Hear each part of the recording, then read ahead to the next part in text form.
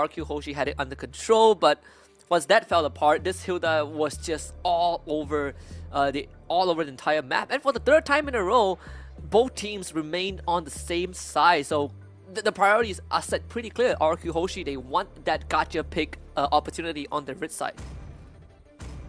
Looks like Team Liquid taking a very long time with this final ban here. They know how it affected them in game number 1. And it looks like they will go ahead and hand out the Eve. So this gives RRQ the opportunity to go back to the Suyo ban here to maybe force out a Joy on Team Liquid. They banned the Jushin instead, and I think this makes a lot more sense. Like you have to ban the Jushin. So this should be another Suyo Joy matchup. Liquid should probably go Suyo. I think so too. Then the question becomes, does Sujin play the Joy? No one can resist. I have a feeling. Oh wait, no. Both go through. That does make sense because RQ will have no reason to lock in both, right? So Liquid is just basically passing the hot potato back to RQ and telling them, okay, you guys can choose instead. We'll just grab whatever you don't go for and lock in Granger while we still can. But Granger is also kind of countered by Irritel. Even Harif doesn't do too badly into it, so I wonder if it's worth passing up the prio pick on Suyo and Joy in exchange. I think on top of that is also, I was about to say, like the Loi getting picked up, because a part of me was thinking, what if they just put Sujin back on that alpha, right? We've seen like certain examples where in a long series, they put Sujin on the same setters every single time, but clearly they will switch it up a little bit. Suyo goes over to Carl TZ, and we get the Lucas for Sanford. So it's a complete switch up on how RQ Hoshi wants to approach this game 3.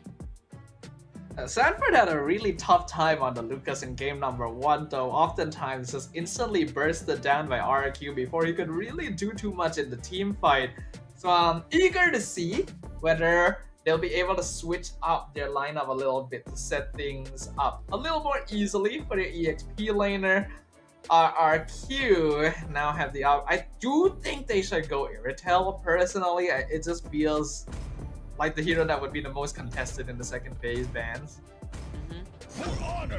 Funny enough, it's not worthy enough to get, the Irritel isn't worthy enough to get banned out consistently.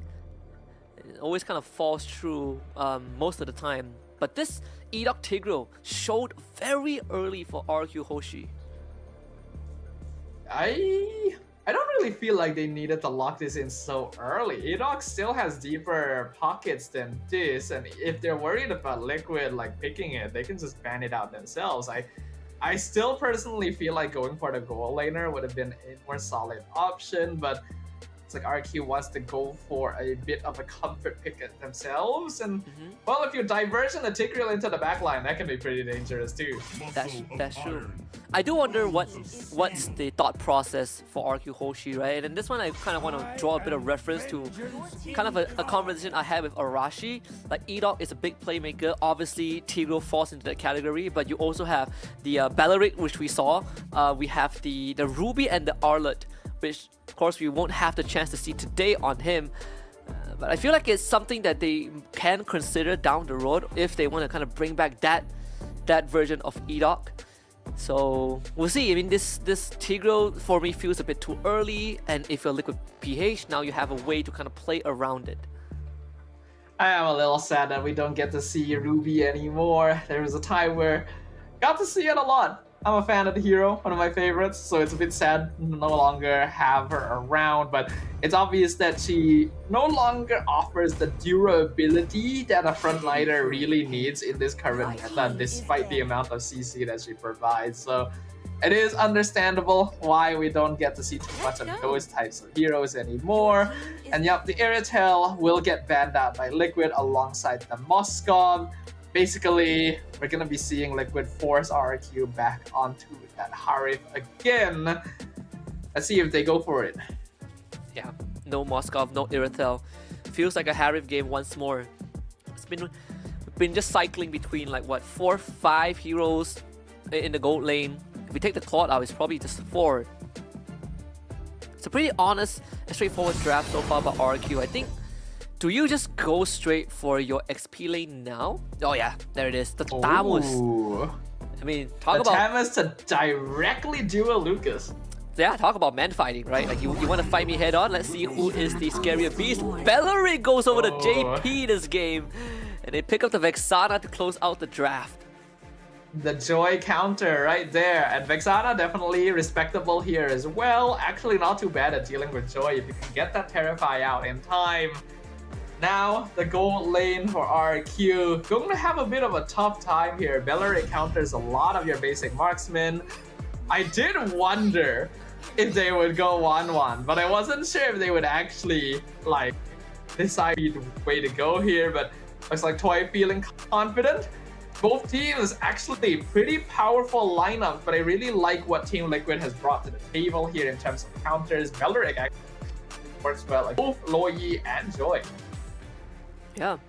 I want to get your opinion on this, because the way I'm seeing it is direct confrontation feels like you're running straight into a Bellerig Venus Flytrap, but maybe RRQ will be looking a lot more to use this Loyi to get Edok into off angles to kind of give them the advantage in these fights instead of running straight into Liquid.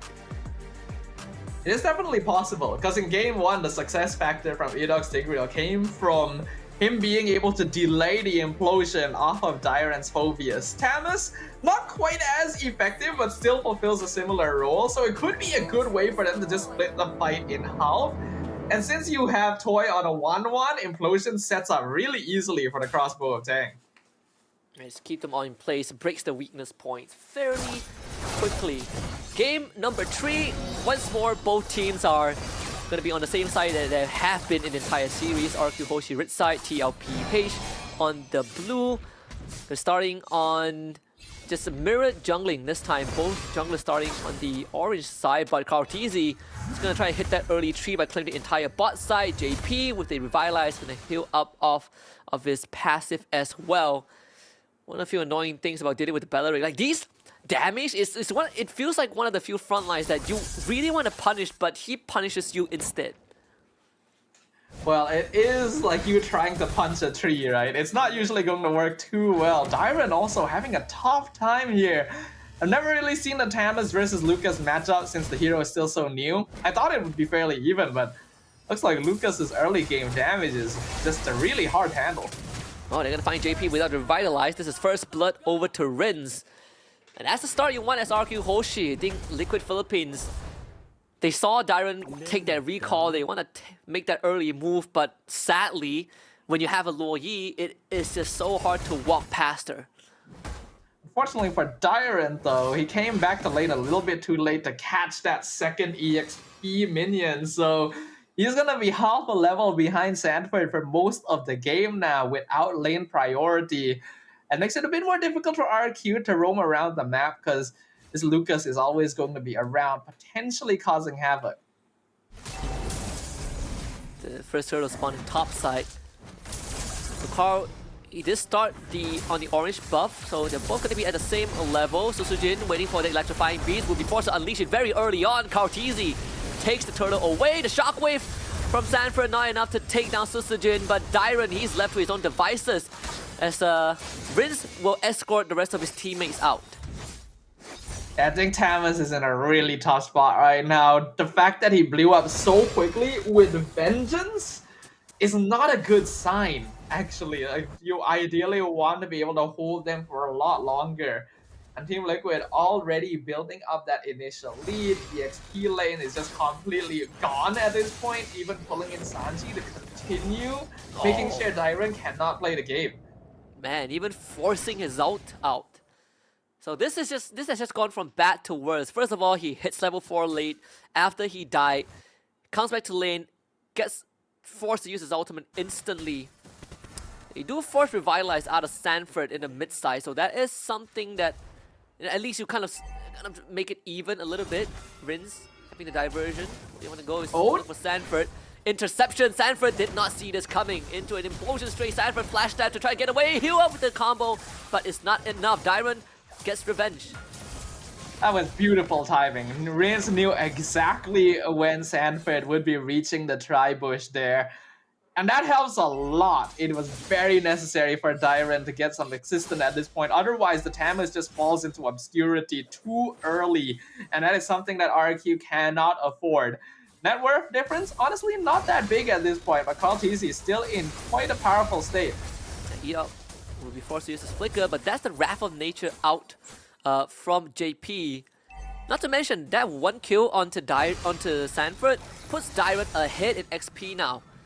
The recovery pretty quick, but Sanford, he's going to be able to catch the wave to kind of neutralize the state of that lane. It seems like it's a lot of a push and pull between the XP laners. Yeah, EXP lane has always been a very important matchup after all, especially nowadays since the EXP plays a very important initiating utility role. Well, Susujin looking for Turtle again once more. It's Kao TZ gets the objective. Susujin will be forced to retreat, and Dyren to be caught out once more. Flash stab on top of him. Sanford sticking on the Dyren like glue. Dyren tries to fight this, but the flash combo. Ouch. And Sanji to help him out takes him out. Yuktizi purifies, tries to back off with the Rondo, will make himself safe. Team Liquid still winning out the engagements. Carl TZ has always been known as a pretty good retribution user. We can see that Sutsujin having difficulty stealing these objectives away from him, even though the rest of RRQ are trying to breathe down his neck. Liquid have been able to build up a 2k net worth lead now, which helps a lot since UTZ was able to survive that previous gank. There is an entire 1,000 gold difference between UTZ and Toy specifically, and the Granger does intend on going for that Sky Piercer second item, so RQ has to be very careful here. Not to mention the bot tier 1 just got soloed by Yuktizi. Sky Piercer done. Liquid, it definitely accelerated their power spike a little bit. And Dyren is going to be forced to share the wave with Rinz. That means it frees out Sanford top side. Diversion to the bottom. Eox sees it's happening, but JP is there though. Not the best target to go onto, but they will try. Burst him down. Wrath of Nature forced out. But still, not enough damage to finish the job, but enough to get Toy that bot tier 1. It's something. At this point, RRQ will just take any advantage they can get, because their lineup is actually pretty good in the late game, right? Rinz, Toy, Sutsujin all scale pretty well in terms of damage. They do still have to contend with Yoktizi, but they're a little bit more effective once they have like their third and fourth items than now at this stage of the game. As long as they don't fall too far behind in gold, it'll be pretty good for them. They just camp Sutsujin. Oh, that's so early on, and Carl TZ will get a free buff. And this is starting to become an insanely big problem for Sutsujin. Every objective fight, he's being forced out of the fight and had to use his electrifying beast way before the retribution range, and now being behind in experience, 2 levels in fact, which means there won't be any objective for RRQ HOSHI anytime soon.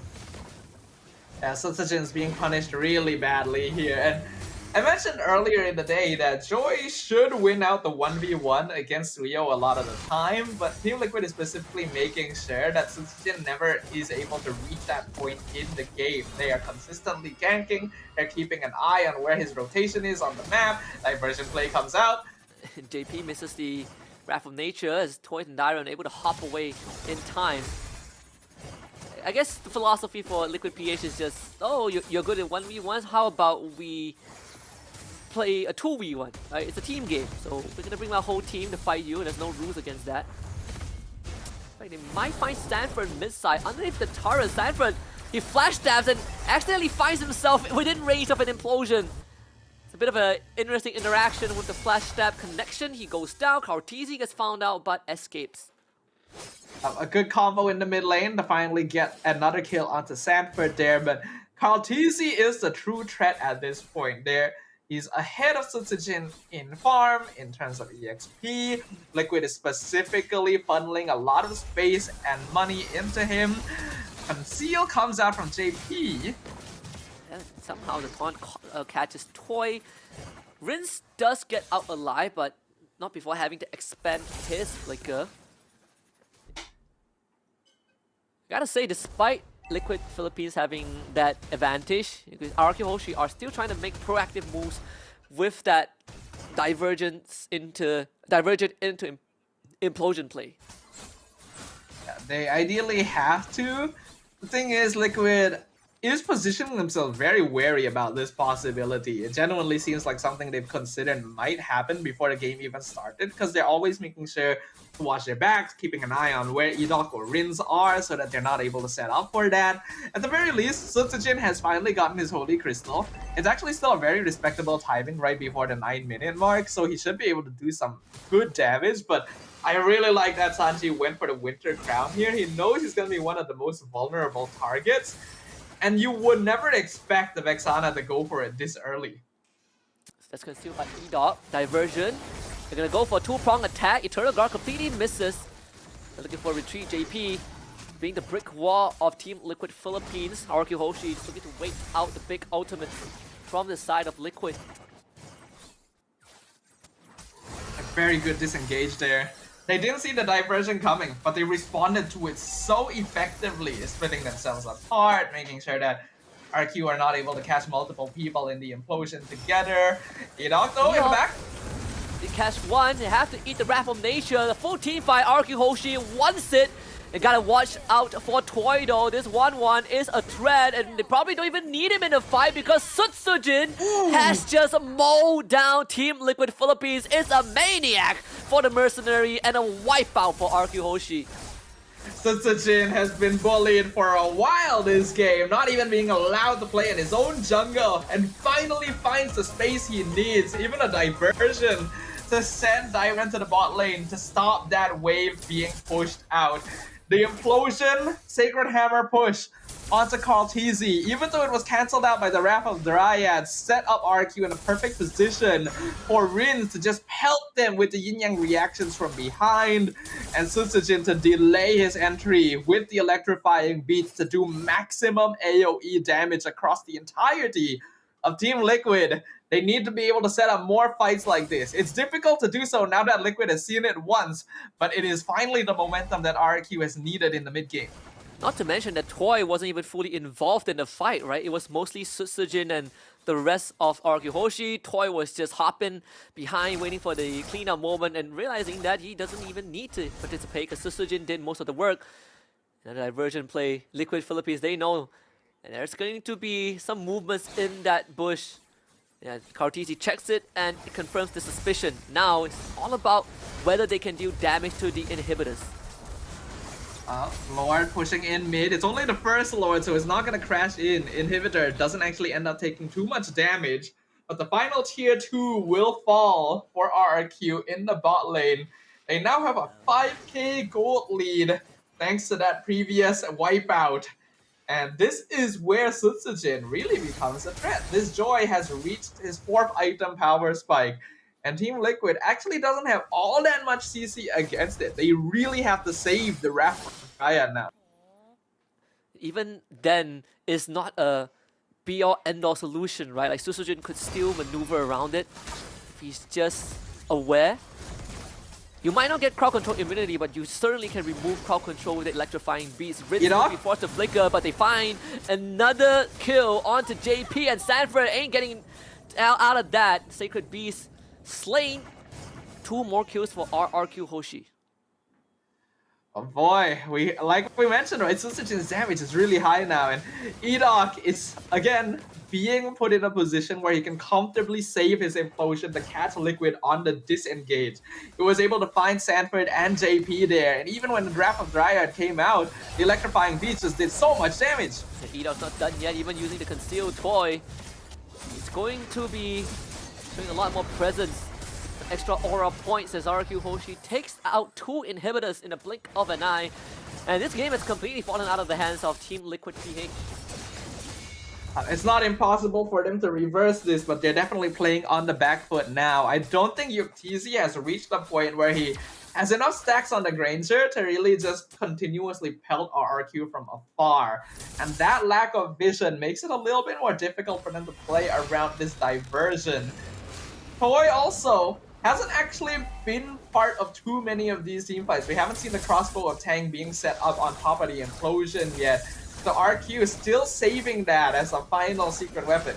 Wow, a solo implosion on a JP. They have the damage to break him. Even with the Rapid Dry, it ain't enough. Look at Susujin, just the Susujin! mercenary again, just steps on Yuktizi and kills him. Sanji goes down, Susujin item swaps into the immortality. The Lucas from Sanford, just enough to take down Susujin, but his whole team has fallen. Kartizi left alone to defend the kingdom. But the true kings of kings are here. They not just want to defend their own, but they want to take what belongs to Team Liquid Philippines, and RRQ HOSHI advances to the next stage and takes out TLPH. The kingdom ascends once again as Team Liquid are not quite able to close things out. That's gonna drop them into the lower bracket where they'll face off against RSG Singapore. And the next time we witness RRQ HOSHI, they will be facing Alter Ego. It's gonna be an ID matchup in this Group B upper bracket, but also a PH matchup in the Group A upper bracket. What a setup we already have, and this is just day number 1. We haven't even gone through Group C and Group D, but for now the moment belongs to RRQ, and specifically Susujin.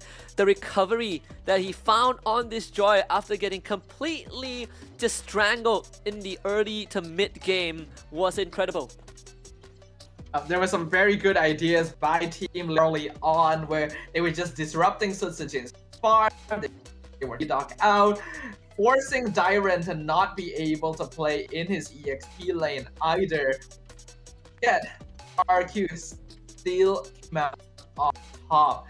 Poorly timing on Susujin could not have come at a better time.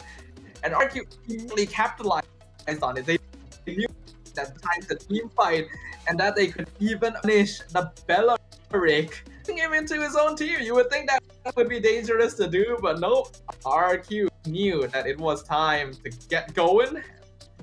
Team Liquid just weren't ready. They definitely were not. I mean, it's just very good initiative from RQ. We saw, I mean, Edok, even on the Tigreal, right? The solo implosion, sometimes all it takes is just to eliminate key targets, and the entire time JP was giving them problems, so Edok's idea was, let's just remove JP from the game. And this Bellaric just couldn't do enough to keep his team, to keep the rest of RQ away from TLPH, and once that Rapid Dryer is out, Susujin just 1v4s the backline. I mentioned earlier that if you try to punch a tree, it's usually not going to have much of an effect, but it sure is a lot more effective if you bring a bulldozer and push it over. That's basically what Edok was doing a lot of the time, and without their front line, Team Liquid couldn't really continue initiating. Like, Sanford does feel a little bit uncomfortable on this Lucas. He doesn't seem to be able to sustain for as long as he'd ideally like for the rest of Team Liquid. Dyron, I'm honestly very surprised. I thought that, like, early on when I saw the Tamis being whittled down so quickly that he wouldn't be able to be a solid front for RQ to play around, but once he got a couple items under his belt, it genuinely became difficult for them to remove him because of the way that RQ was layering their engagement.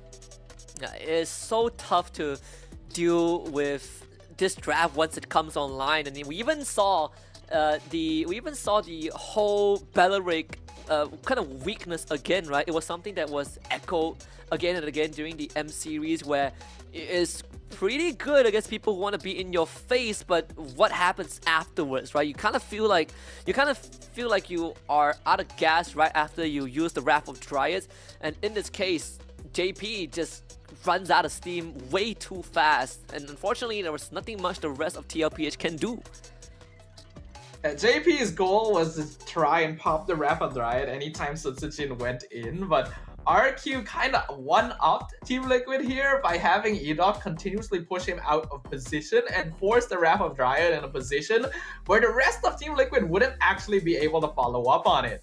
Looking at the highlights, we still have to give some props. Kartizi's retry timings are still very, very clean, and Team Liquid was doing a great job of outplaying RQ initially. But then we start seeing Rins play around with a diversion to catch out Liquid during rotations, and that is when they start getting punished a little bit more across the map. Oh yeah, and like this all started, and of course we saw like this moment where Sanford just got in range thanks to his flash step, And then we start seeing this play where Susujin was just like, he was uncontrolled. Look at this guy. He's just walking over everyone on the side of Liquid Philippines. And just in a blink of an eye, that one fight basically sealed half the deal for RRQ HOSHI. And from that point onwards, Edo was just solo implosion onto every single target he sees, and primarily it's just JP. Yeah, the Wrath of Dryad was used way too early during that Lord fight, and it gave Susujin free reign to go in. I'm also very impressed by his mechanics here. Switching Winter Crown to Immortality halfway through a fight while setting up his skill 2. Man, the Mercenary. There's a reason I have been keeping an eye on this player, and I'm so happy to see that he's still continuing to find success here, as RRQ HOSHI deserve a GG well played for a hard-fought match and a very clean victory. Yeah, congratulations to RRQ HOSHI once more. Again, they will have some time to prep for their next upcoming series, and that one's going to be a bit more interesting, where they have to fight Alter Ego, right? It feels like a matchup that we've seen over and over again back in MPL ID. Feels like home for both of the teams, but only one of them is going to lock in that challenge final slot, at least for Group B.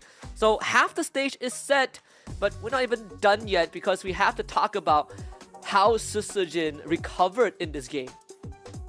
Yeah, Susujin had to play a very, very defensive game, as you can see here. Just operating around his side of the map, maybe sometimes going over the lane to help gank and push the tower. But generally, you're not going to be able to try and invade and take fights against a Belleric earlier on in the game when you don't really have the items for it yet. You even see that death right there, where Team Liquid set up the ambush around his orange buff.